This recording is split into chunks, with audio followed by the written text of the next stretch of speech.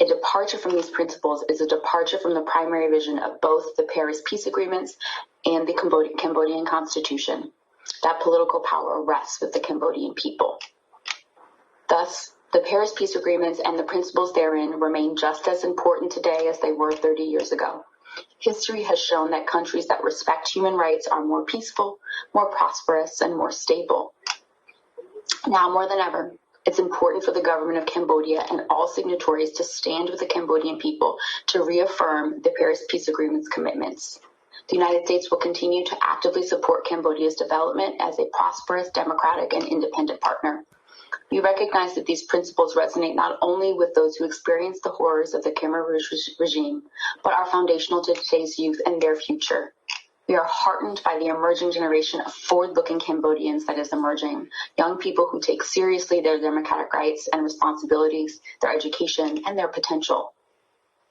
Quite frankly, democracies at all stages of growth require self-reflection and course correction. The United States will continue to partner with Cambodia to encourage a return to such reflection and course correction. As we listen to our panelists, I challenge the audience to consider the ways in which you wish to see Cambodia grow in the years ahead.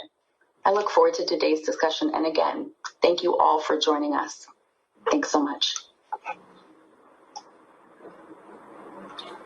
Thank you very much, Deputy Assistant Secretary Ekblad, for those opening remarks. And on behalf of USIP, I'm honored to introduce next His Excellency Chum Soon-ri, who is one of Cambodia's most distinguished diplomats. He's been the ambassador to the United States and to Mexico since 2018.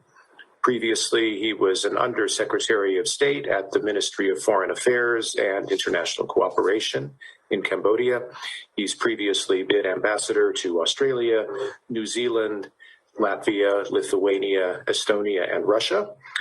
He was also first secretary at the embassy in Washington for 3 years in the 1990s.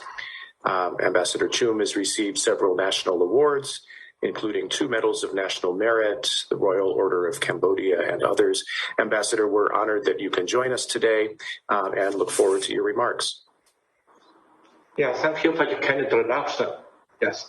Mrs. Grande, President of U.S. Institute of Peace, the Honorable Arya Akbar, Deputy Assistant Secretary, U.S. Department of State, distinguished guests, ladies and gentlemen.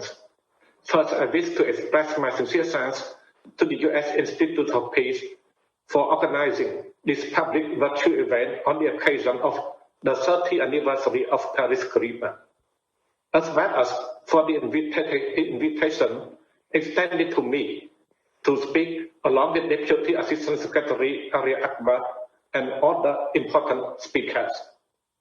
Let me start by recalling some key historical events leading to the signing of the Paris Accord on Cambodia.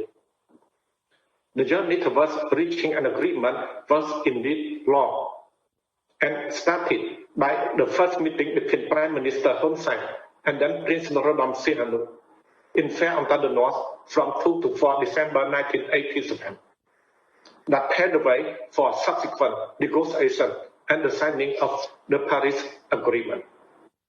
The Paris Accord offered a comprehensive political settlement of the Cambodian conflict. This led to the first general election in Cambodia in 1993, organized and supervised by the United Nations Transitional Authority in Cambodia, UNTAC. After the election, the new constitution, the achievement of the Paris Agreement, came into being.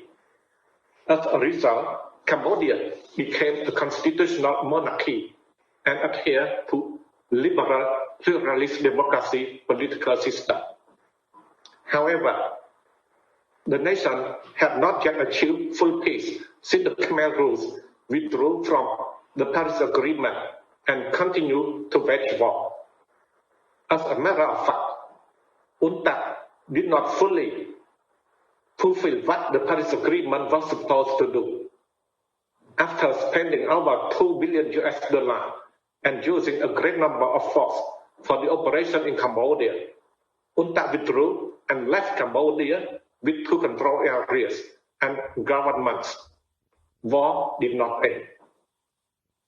To settle national problem, Prime Minister Hun Sen developed win-win policy initiative to ensure peace and national reconciliation. Implementation of the win-win policy ended protracted war in Cambodia and brought about full peace, national and territorial unity at the end of 1998. Distinguished guests, ladies and gentlemen, political opponents of the Royal Government of Cambodia regularly invoke the Paris Agreement to criticize and attack Cambodia. Therefore, I would like to share my government's view on the question. Why quoting the Paris Agreement is irrelevant since the UN mission in Cambodia ended on September 21, 1993.